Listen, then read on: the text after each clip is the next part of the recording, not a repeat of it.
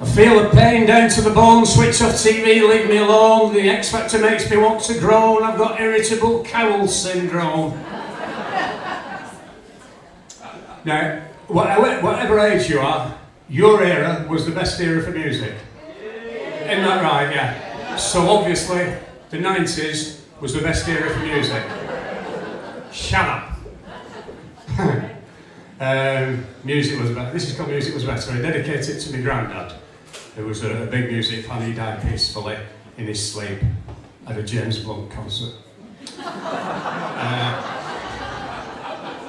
Music was better when I was a lad. Just look at all the stuff that we had. The Beatles, Dylan, Elvis, Chuck Berry, T-Rex, Slade, Bowie, Ferry. Not to mention the Pistols, Clash, Undertones. We had Floyd, Jethro Tull and the Rolling Stones, Sabbath, Zeppelin, Kinks and the Who. Hardly comparable with In Blue.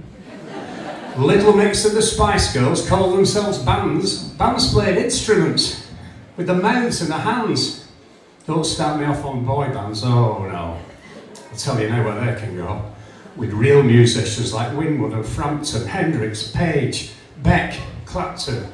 Who is there now to challenge the best? Bieber, Sam Smith, Kenya Bissing West? Lewis Capaldi. How he made the grade, and what will he do when his looks start to fade? I'll tell you what, you don't have to be good looking now to be a pop star. Mick Hucknall started that trend back in the 80s. But yeah, there's a few of them now. There's Lewis Capaldi, Ed Sheeran, Rag and Bone Man. Bloody hell, he looks like he's been bobbing for apples in a chip van. Anyway, where were we?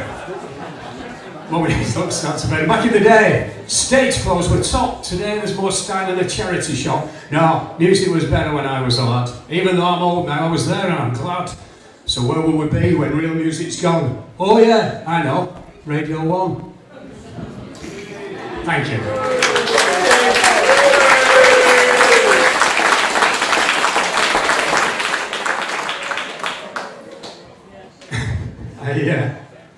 I do love songs as well. In fact, the show that I'm doing here in February is all about love. I don't do love songs, I do love poems. Do a love song if you want. This is a love poem. You've been gone so long, I never thought I'd see the time through. I've missed you. There's a hole in my life that can only be filled by you or your sister. Okay. I bought a celebrity blow-up doll, the Kim Kardashian one. By the time its arse was inflated, my inclination had gone. You know what? I went through a period, you find this hard to believe. I went 14 years without sex. But on my 15th birthday... Yeah, this next one's about being old. It's called... What you do, if you're getting on a bit, you can tick these off. Old age bingo. When I mention something, you... Oh, I've got that. Tick it off. Aging ain't easy. Aging ain't easy. It comes with diseases, with aches and pains and toilet strains and weakening brains and varicose veins, constant sweating, worrying, forgetting, doctor's appointments, rubbing ointments, taking pills to ward off ills, transplants, big pants, wrinkles, liver spots, shingles, chamber pots, heavy frown when sitting down, fewer smiles with painful piles. I'm obsessed with piles, aren't I? Feeling regretful, panicking, fretful, hearing aids, glasses, no luck with the lasses, no hair on the head, ears and nose instead. You've withering parts, involuntary farts, burning hot flushes, quick toilet rushes, ailments, battling, tablets, rattling, sagging and drooping, hunching and stooping, surgical stockings looking quite shocking, rheumatoid arthritis, asthma, bronchitis. Your expected vanity drives you to insanity, your joints are worn, you look forlorn, bones are clicking and creaking, parts of you are leaking. You feel doom and gloom as you walk in a room and you suddenly sigh, and you can't remember why. Your waterworks don't, your certain urges won't. You're right up the junction with erectile dysfunction. Things won't harden in your grey front garden. Oh, you feel uneasy and slightly queasy, coughing and wheezy, yeah. Aging ain't easy. So.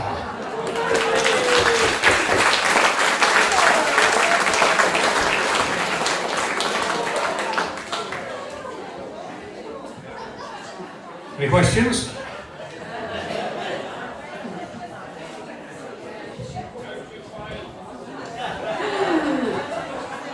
Are you going? Okay, another ailment I have, which other people may well have, is heartburn. If you suffer from heartburn, that's a nightmare. And it's not cool. But anyway, I found out Pete Townsend suffers from heartburn. So it's rock and roll. I'm happy with that now. So I wrote this about having heartburn, and it's a mini rock opera for Pete Townsend called Heartburn. Ever since I was a young boy, there's no plagiarism in this, I've had heartburn, painless joy. To facilitate my acid reflux control every day I take omeprazole. This here prescription seems the best to stop that burning in the chest. It's hard to say how I get the pain, but I feel it inside, I can't explain. Well, if the heartburn's still not gone, then next up it's the Nexium. I feel like I'm really an incomplete man until I've taken a dose of Buscopan. I need a face-to-face with the doctor to see me, feel me, touch me, heal me. There's no easy way to fully appease gastroesophageal reflux disease, and if the condition continues, then is the time to dig out the trusty remedies.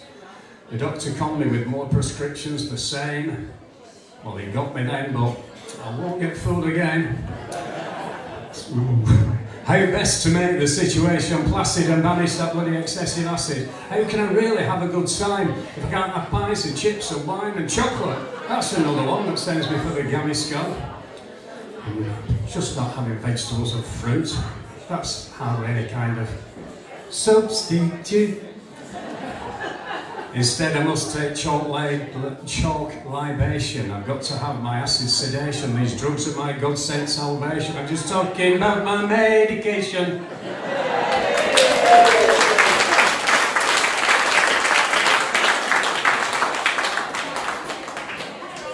Oh, I didn't know there.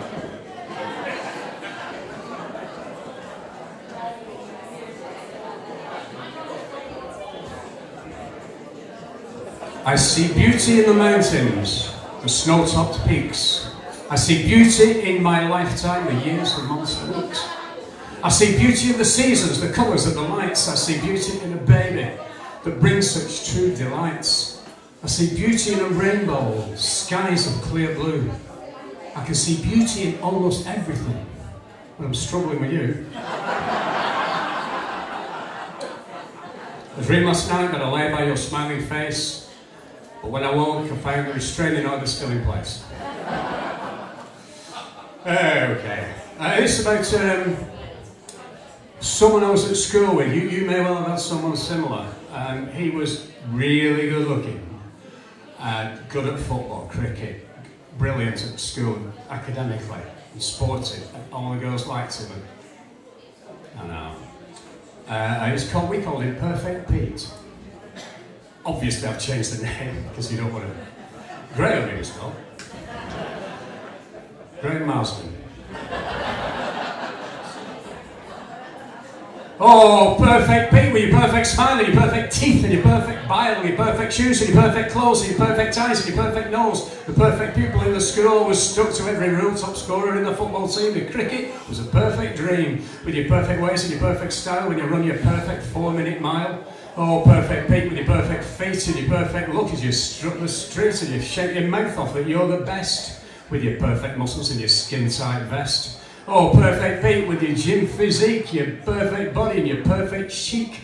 You praise yourself every given chance with your perfect style and arrogance and your perfect eye for the latest fashion, your perfect kissing, your perfect passion.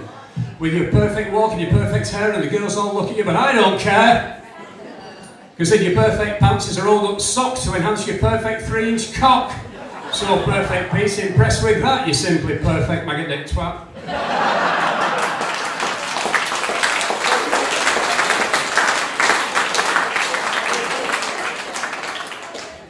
You're funny that if it wasn't about me. How are we doing for time? Get up. Okay, this is what I like to do when I'm not allowed to swear. I don't think I was allowed to swear tonight. I'm not allowed to swear because there's no swearing in this. These I come from, or live in Ramsbottom, not far away, and when I'm going out of town, I'm certainly down south, and I mention I'm from Ramsbottom, you go, Ramsbottom? Yes! Ramsbottom! I thought there must be worse places to live than Ramsbottom for the name of the place. So I did a bit of research. Oh, there are. So this is called Who'd Live in a Place Like This? There's no swear words in this. These are place names in England. And you can join in if you want at the end. Not every town has idyllic names that sound like parts of heaven. There's Great Cockup and Licky End and Crapstone down in Devon. There's Little Bushes, Sandy Balls and Hordyman in Kent, Shiplingthorpe in Yorkshire, and even Cumming Gwent.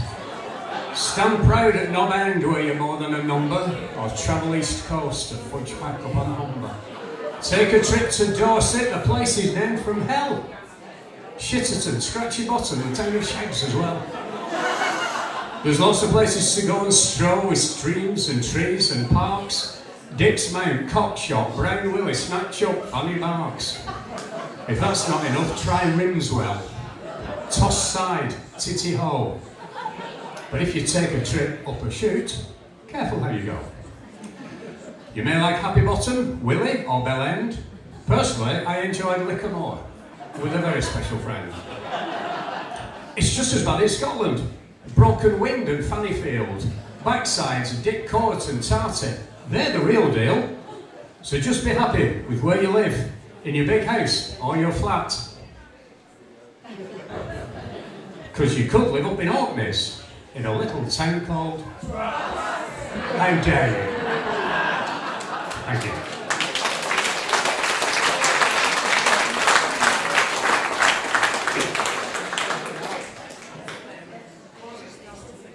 Now it's okay for Chris and the lads in Big Lakes doing the boy thing because everyone loves rock and rollers and they get groupies.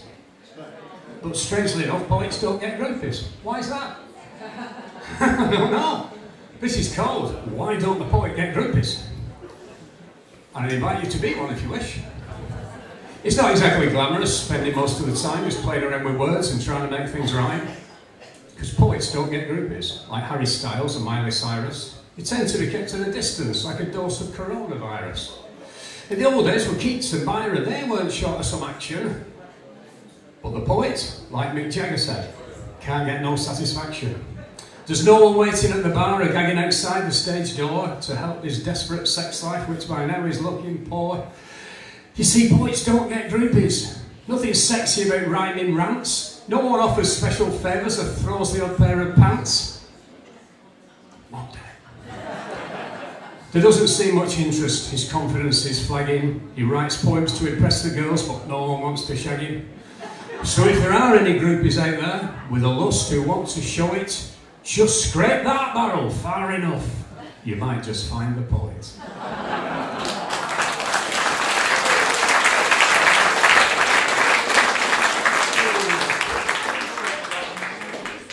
Right, into the dodgy stuff at the end.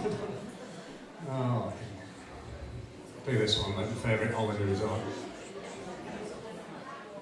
I was on holiday in Palma Nova in Mallorca a few years ago, and I went for a walk along the front and I found myself in the next town, which was a bit lively. It was called Magaluf.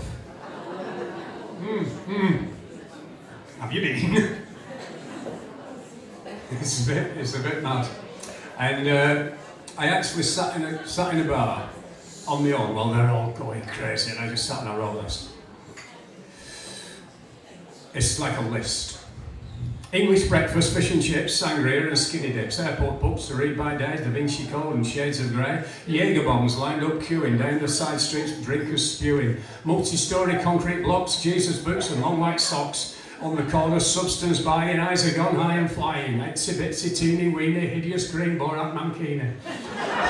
Holiday girls very fetching, holiday reps always leching, sunbed sardine toe to toe, packed in tight, nowhere to go. Parasol, deck chair, all for letting, accommodated bodies sweating, uppers and downers out on the towners, steroid muscles, side street hustles, unflushable loos, backstreet tattoos, saggy white skin, watered down gin, leopard skin thong, oh that's so wrong.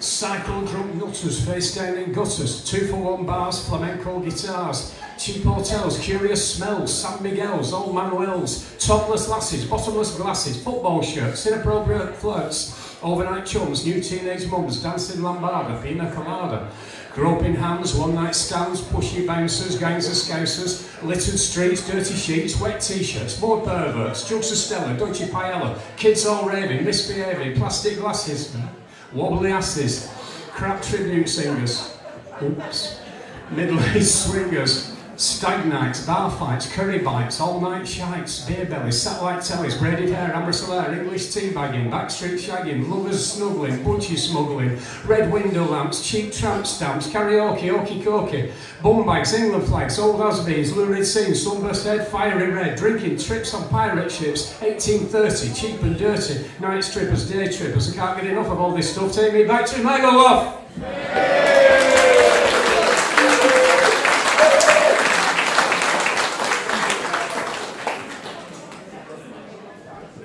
I think we've time for 11 more.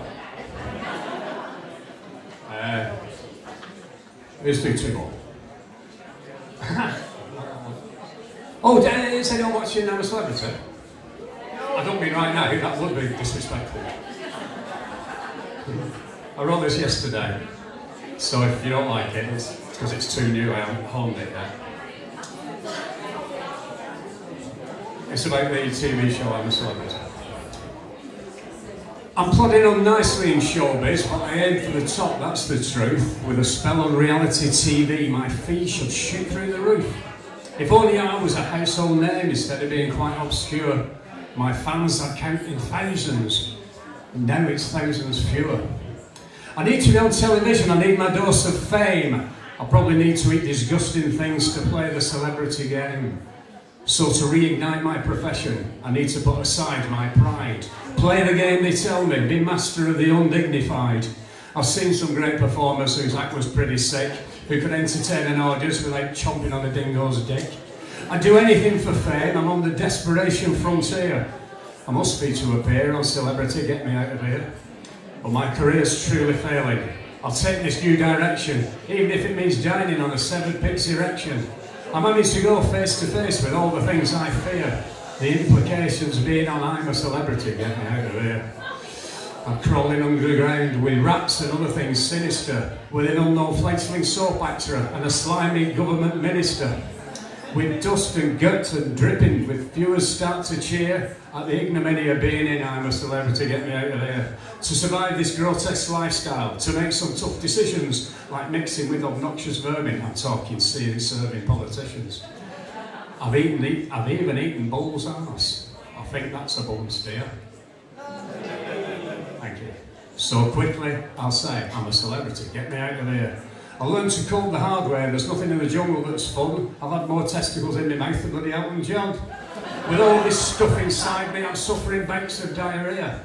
It's a byproduct of being on I'm a Celebrity, get me out of here. This comes through obsessive fixation. I need to hear my public cheer. And through this deprecation, I've just got to persevere. My dignity and self-esteem will quickly disappear with an appearance on I'm a Celebrity, get me out of here. So forget this being famous, ending in flowing tears, laying bare in public my inner thoughts and fears. If you're looking for a mug to jump from an airplane, I won't volunteer. I don't want to be a celebrity anymore. Get me out of here.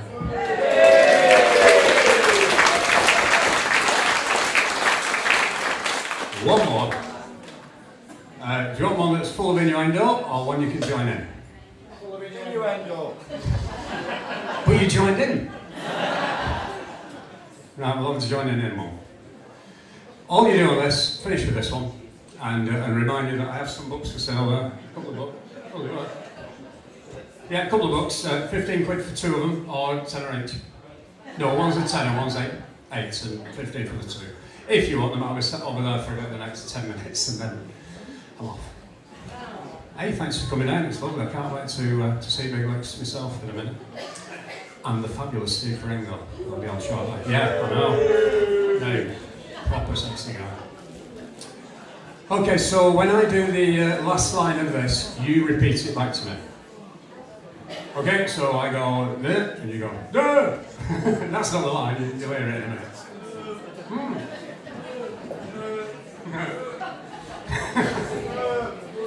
No, not yet. It's your time you're wasting. Any teachers in, by the way? Okay, here we go. I went for a walk late last night, got myself in a moonlight fright, couldn't quite believe the sight, surely all this can't be right, exhibitionist delight, dogging. Whoever you are, it may seem quite bizarre, you just park up your car, Volvo or Jaguar, your own mobile boudoir, dogging. Strategically parking, liberally larking, territory marking, love life sparkling, quite literally barking, dogging. An abundance of skin, a thigh and a shin, there's fat and there's thin, there's action therein, it's time to begin on the car park of sin, dogging. Lovers on backseat unite, doing it by dim flashlight, everything is quite forthright, sweaty bodies packed in tight, quite a sexual appetite, to leave now would be quite impolite, dogging. Driven up the access road, another communal episode in a four-seater love abode, hope to shed their heavy load, set controls to vigorous mode, you won't find this in the highway code, dogging. Under headlight shining, seats reclining, limbs intertwining, whooping and whining, fluids combining, dogging. They're all at it there, a broad-minded pair, it's a secret affair, in acts of despair, they don't seem to care, bodies are bare, bums and legs in the air, dogging. The windows are steaming, the bodywork's gleaming, there's feet on the ceiling, performing full beaming, I feel like I'm dreaming, there's moaning and screaming and internet streaming, dogging. It's a sport for spectators, smooth operators, for sexual creators, love demonstrators, it's all for deviators, privacy violators, you can watch fornicators come sooner or later, dogging. So if you want to star, no matter where you are, if it's on your radar and you're feeling up to par, in full view there in your car, a true dogger you surely are, dogging. Car park clogging, windscreen fogging, limelight hogging, showbiz jogging, dogging. We all love. Thanks very much, thank you. Thank you for listening, you're gorgeous. Couple of minutes, the fantastic Steve Ferringo.